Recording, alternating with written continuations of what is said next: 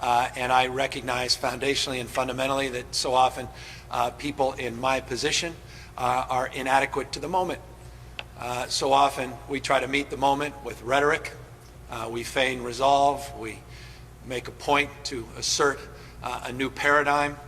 And yet over and over and over and over again, we hear the names of those whose lives have been lost, have been taken, justice that was never advanced, and communities continuing to feel that they're not only being torn asunder, but not being listened to.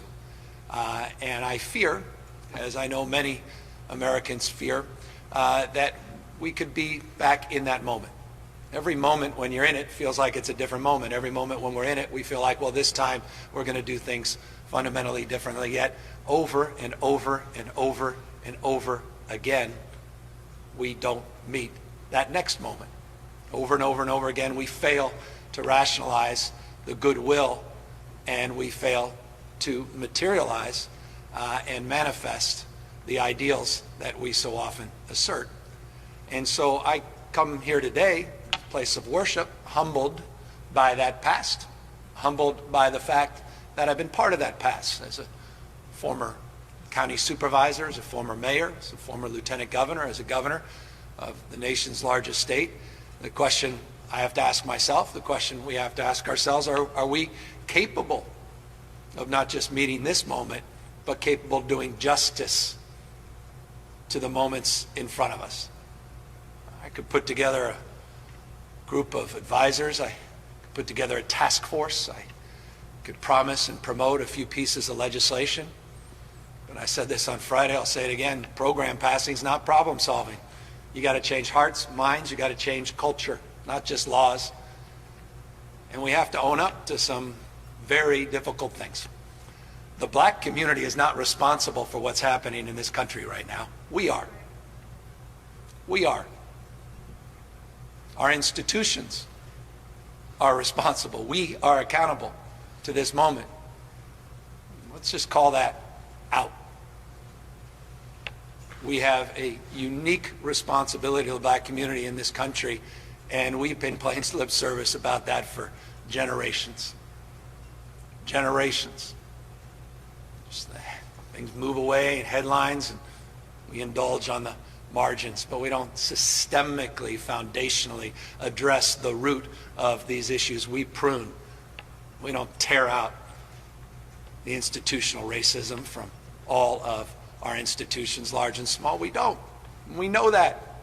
And the community knows that. You're seeing that manifested out in the streets the last 5 days. They know that. The question is, do we deeply understand that? Do we, or are we prepared to do something differently about it? Each and every one of us watching, what are we going to do differently, foundationally, fundamentally, not in the short run, but in the long run, to do justice to this moment? People have lost patience because they haven't seen progress. So if you're out there saying, well, people need to be patient, consider. People have lost patience for a reason. They've been told that over and over and over and over again. Not just the 52 years I've been around. My parents, my grandparents, their parents' generation heard the same. Just be patient. Heck, I've quoted Dr. King on ad nauseum, a long arch of history bends towards justice. We've made progress. But this is a manifestation of everything we've been promoting that we haven't delivered. People have lost patience. And if leaders are going to meet not just this moment, but the moments in front of us, we better start listening. We better start hearing people. We better own up to our own responsibility, own accountability that led to this moment. Society becomes how we behave. We are our behaviors. Each and every one of us has an obligation to do more and better. And folks, in my position, more still. I get that. I own that. But leaders can be found everywhere. Leadership's not just some fancy title. We are desperate for leadership in this country, desperate for leadership in the state of California, desperate for leadership in communities large and small. Leaders can be found anywhere. You don't have to be something to do something, to soften the edges, and in the spirit of Bobby Kennedy, make more gentle the life of this world. Dr. King didn't wait to become President of the United States to exercise his authority. Every day he shared his moral authority. Each and every one of us has the capacity to exercise their moral authority every day. And we need moral leaders, now more than ever. Each and every one of us has that capacity. Resides inside of us.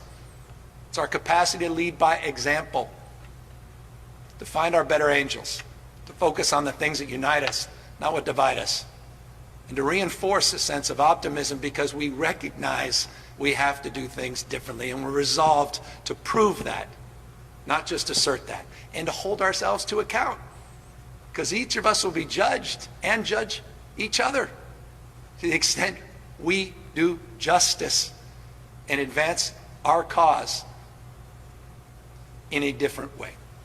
And so I am here as your governor, humbled over the course of the last 5 days, resolved to keep the peace, but recognizing that an armed camp is not a place of peace, and that the answer to violence is not more violence, and that if we're going to create the conditions to truly advance police, people have to know we mean it, and they have to know that they matter and we care. And so for those of you that are out there protesting, I want you to know you matter. And I want you to know I care, we care. And I don't want to just demonstrate that rhetorically. I want you to know that I have a unique responsibility to prove that to you, not just assert it. You've lost patience, so have I. You are right to feel wronged. You are right to feel the way you are feeling. And we collectively, society has a responsibility to you to be better and to do better. To those that want to exploit this moment, that want to flame the violence and fear, we hear you as well, but we don't have the same sensitivities as it relates to those that are trying to exercise their voice from a place of hurt and pain. When you try to cause pain on others, when you're out there to exploit conditions, not advance the cause of justice, that is not serving the greater good, and we need to also call that out. The looting, the violence, the threats against fellow human beings, that has no place in this state and in this nation. We as a society need to call that out. And we need to call forth our better angels and those that want to express themselves and have, thank you. God bless you. Keep doing it. Your rage is real. Express it so that we can hear it. Let's not let others drown out that rage. And those that want to advance this cause in a responsible and thoughtful way. I'm not patient any longer. I know you're not. We hear you, and we have a responsibility now to prove to you, not just to assert, that we're capable of being more and doing better as a society and a community. And so I just again want to express my deep gratitude, my deep humility to those leaders, every stripe, that all across this state and all across our nation are doing justice in this moment. Those demonstrators that were reaching out and trying to calm other people, to those community leaders that were out there with brooms in the early morning, sweeping up glass, to folks that, were on the periphery that said, you know what, I can't stand on the periphery any longer. I need to be part of this effort. Thank you to all of your examples as well. So much good and so much right that's out there, but there is a stain in the history of this country we have concealed, and it's rearing its head again because we never. It's the issue of racism. The pastor is exactly right. Pandemic on top of a pandemic, impacting our health, impacting our economy, and impacting our capacity to live up to our greatest ideals. We could talk about being bound together by a web of mutuality, as Dr. King said. And if that's the case, we need to reconcile that fact that we are all in this together. The Bible teaches us we're many, many parts. But at the end of the day, we're one body. And when one part suffers, we all suffer. We have an obligation to reconcile the fact that our fate is tied to the fate of others. South Africa, called Ubuntu. I am because you are. Time for more empathy, more care, more capacity to collaborate. A society that's about dominance and aggression. This is what you get. Not because the protesters, but the conditions that led to this moment where protest was inevitable. So we are committed and resolved to bringing peace back to the streets, not only in the state, but to support the efforts all across this nation. We'll do our part, but it's not just a situational moment. We have to focus on the medium and long term, and we have to prove our commitment and our resolve in that space. So I just want to thank all the leaders, not only again assembled here, but throughout this state once again for your courage, because now is a time for courage. Now is time for your voice to be brought to the forefront. And let me thank all of those that are doing their best to keep people safe under very difficult circumstances, and all of those leaders that are out there supporting others, keeping people safe, our communities, large and small, all across the state of California safe at this very trying and difficult moment. So with that, we're happy to take any questions. We, of course, happy to also step aside and have members of the community respond as well. Thank you, Governor. Sophia Bolag here from the Sacramento Bee. I'll be asking questions on behalf of the press corps today. Many of us would like to know what your reaction is to Trump's comments this morning to governors to get tough on protesters. My reaction is the meeting I just had. My reaction are the words that I just spoke. My reaction is my commitment to the people of this state, the most diverse state in the world's most diverse democracy, to focus on the things that unite us, not what divides us, to make sure people are safe, but to make sure people recognize that there's something that lies deep underneath that has come to the fore that needs to be dealt with an equivalency of energy, focus, and resolve. We will provide the resources as needed to members of our community, leaders all up and down the state of California, but we must resolve to provide those resources to address these systemic problems at the same time. You've avoided criticizing the president since the start of the pandemic. Should we interpret your comments today as a criticism of what he said this morning? I have a choice. We all have a choice. I could be part of the daily back and forth in the news cycle and to continue to perpetuate the problems that persist in this country. I could choose to go back and forth and just be another voice in that cause. Or I can choose to focus a message that I think is so much more powerful, and I hope more resonant, people watching, and that is, I care more about them than some of the noise I heard on a morning phone call. You said that the country needs leadership right now. Do you think that the president is providing adequate leadership? As I said, leadership can be found anywhere. In the absence of leaders, of people in positions of formal authority, we have people that exercise their moral authority each and every day. Church leaders, community leaders, faith-based leaders of all stripes, teachers, parents, caregivers, people, strangers walking the street that exercise their moral authority by trying to soften the edges of people that are apt to do more harm and create more violence. Leaders in law enforcement that meet this moment, that recognize the empathy that's called for as well. That kind of leadership is desperately needed in this nation and is ample if people begin to exercise it. And that's my hope and that's my resolve, is to find those leaders to call for more of that kind of leadership in this country. Tim Pucco of the Wall Street Journal would like to know what the plan is tonight for managing protests and dealing with break-ins and theft, and in particular, what changes or tactics you're supporting to de-escalate confrontations, violence, and damage. Well, we're working with mayors in cities and counties, large and small, sheriffs, and obviously working with leaders of the community, not just those in law enforcement, to exercise more control, more authority, again, moral authority, not just formal authority, to address the issue of violence.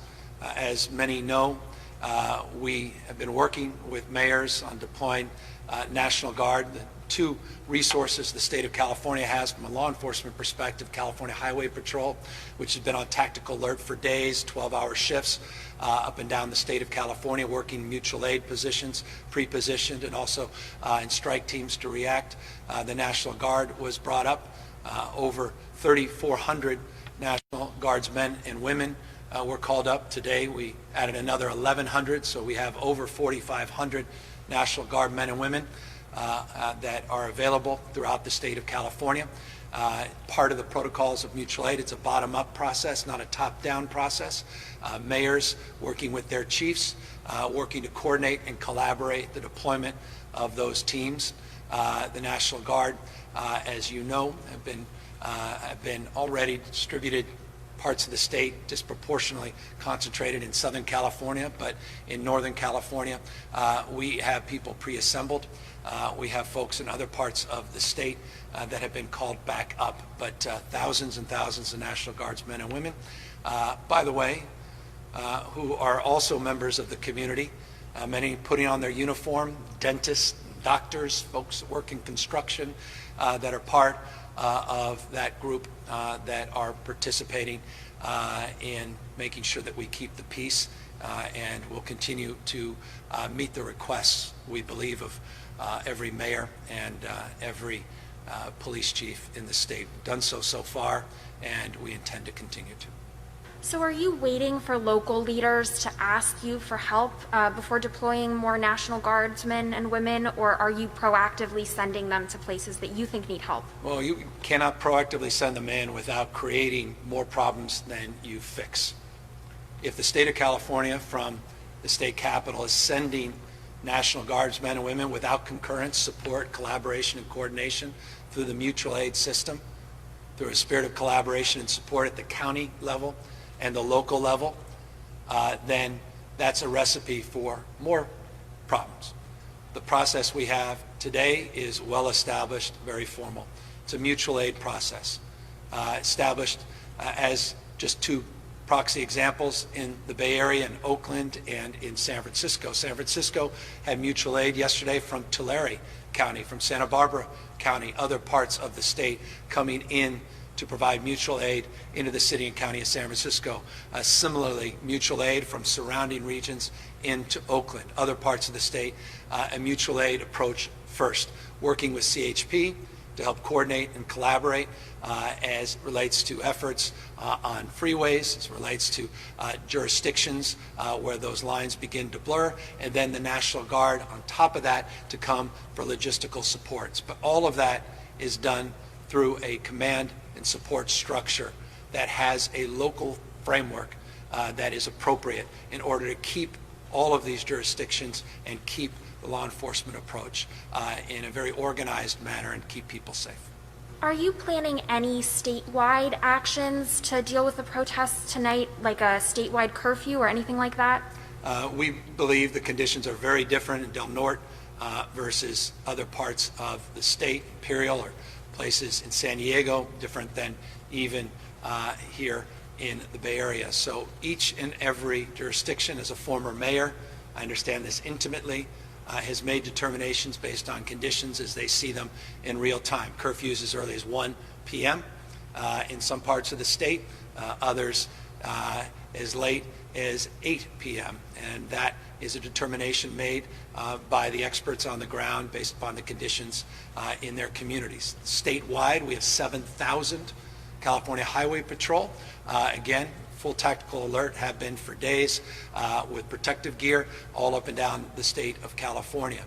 Working again to deploy the National Guard, an additional 1,100 guardsmen and women that are deployed just today, thousands over the last few days. We have many National Guardsmen and women working on COVID response. We are looking at a subset of those on COVID response to see if we can pre-position and make them available to meet the needs of communities all across the state of California. So substantial support from the state of California and obviously robust local support, mutual aid system, well defined, well organized, and a county overlay with the county sheriffs working with CHP and ultimately with the National Guards. The next question is from Jill Cohen of the New York Times. She would like to know how worried you are about the spread of COVID-19 at these protests and how the state is tracking any related spread. And after we saw testing sites close in Los Angeles as curfews went into effect, how are you and local health officials ensuring that protesters can get tested? Well, we want to make sure everybody can get tested. I encourage people to go on the covid19.ca.gov website, type in your zip code, and you'll see the closest site for testing available and open today. Yesterday, we conducted over 67,000 tests, day 4 and 5 into this very challenging period. So people are being tested substantially so all throughout the state of California, even in the midst of this latest challenge. And so we encourage that from public health and public safety perspective, and we want to make sure we continue to provide more sites, more points of access for people to get tested, and obviously when those testing sites open, to deal with the backlog as it relates to those individuals that otherwise would have gotten tested, which again we continue to encourage people all throughout the state with symptoms and those that are asymptomatic that may be in an environment where they're more vulnerable to the prospect of the spread of this disease. The next question is from Kathleen Ronayne of the Associated Press. You've said you were monitoring violent extremist organizing.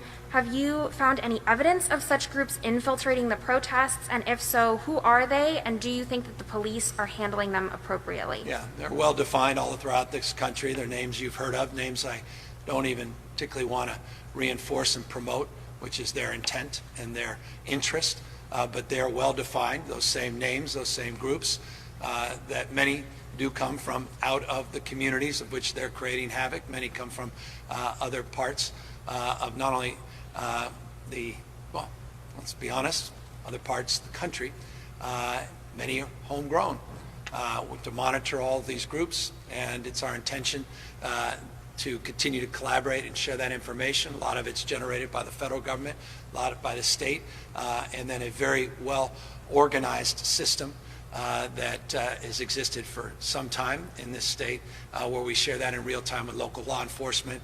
But that is also a two-way conversation, local law enforcement sharing what they're hearing in real time as well. So we are monitoring those groups, and I will say this, I don't think, because I've been deeply involved in terms of the collaborative spirit and engagement at the local, regional, federal level. It's been an incredibly focused and very effective system, and I'm pleased with the communication flow between those respective agencies and those jurisdictions. I understand that you don't want to name the specific groups, but could you generally characterize what type of extremist groups you're talking about here? You have the groups that are hell-bent on creating problems, and anarchist groups. You've got the folks that are well-defined, that have been highlighted by the president and others, and there are other groups out there that are organized, some less organized, and some that individuals that are not even organized that certainly are looking to create havoc. I don't by any stretch suggesting we hide these names. These names are well reviewed, well received, but I also see every time elected official like me mentions them, they start to be spread between their supporters, and with all due respect to some of these groups, I'm not going to give you that privilege right now. Genoa Barrow of the Sacramento Observer asks, locally, African-American protesters have been injured, shot in the face with rubber bullets, not far from the Capitol. She would like to know if you can address this.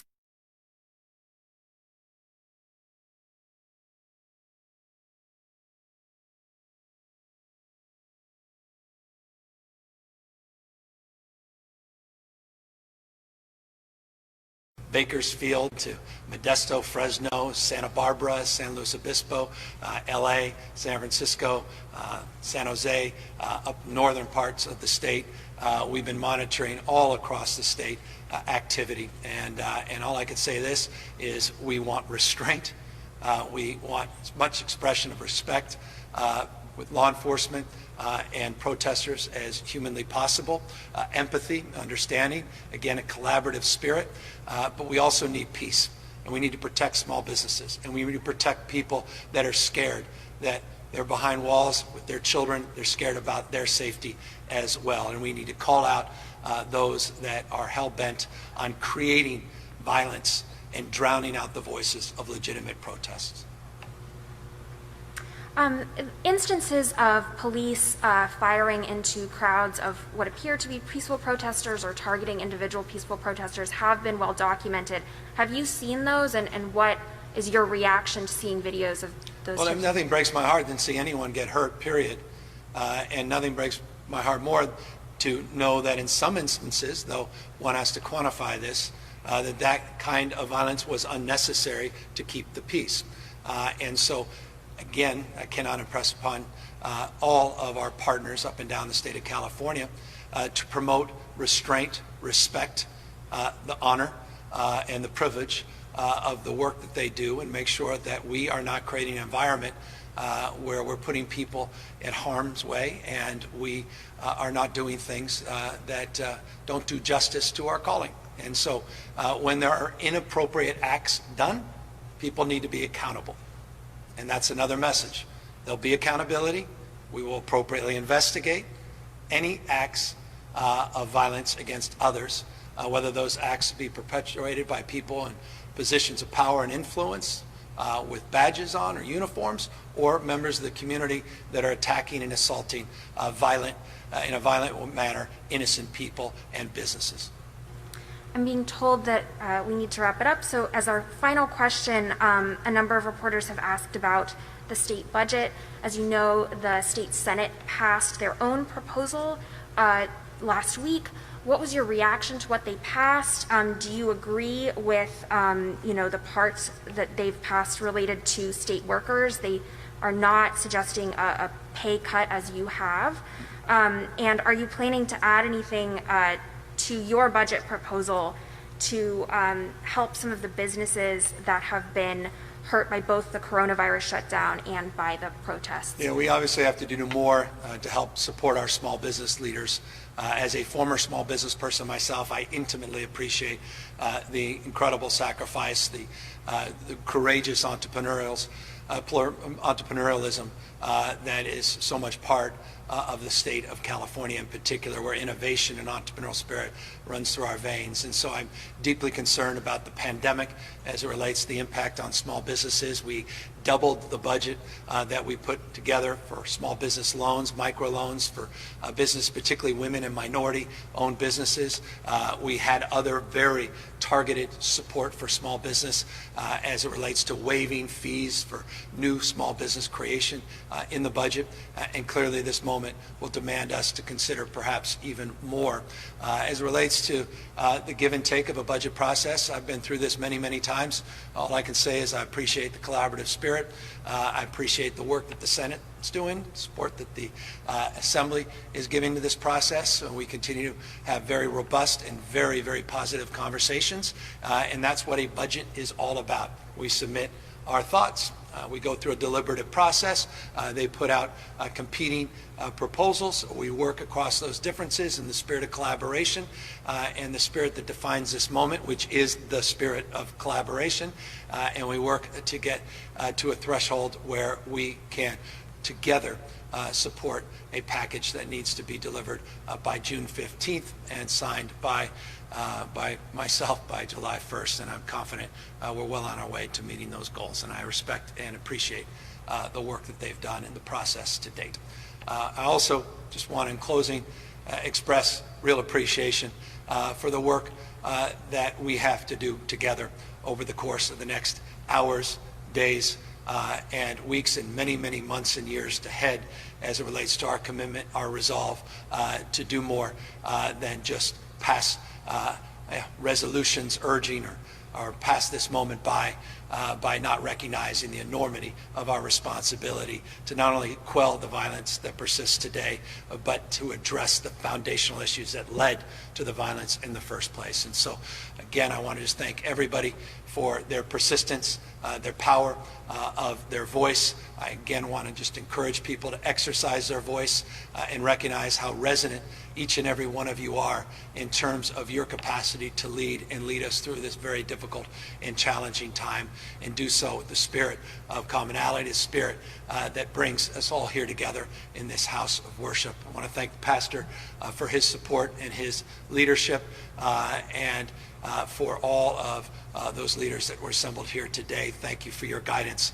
Thank you for your faith and devotion and cause, not only to the state of California, but the state, the black community here in the United States of America. Thank you.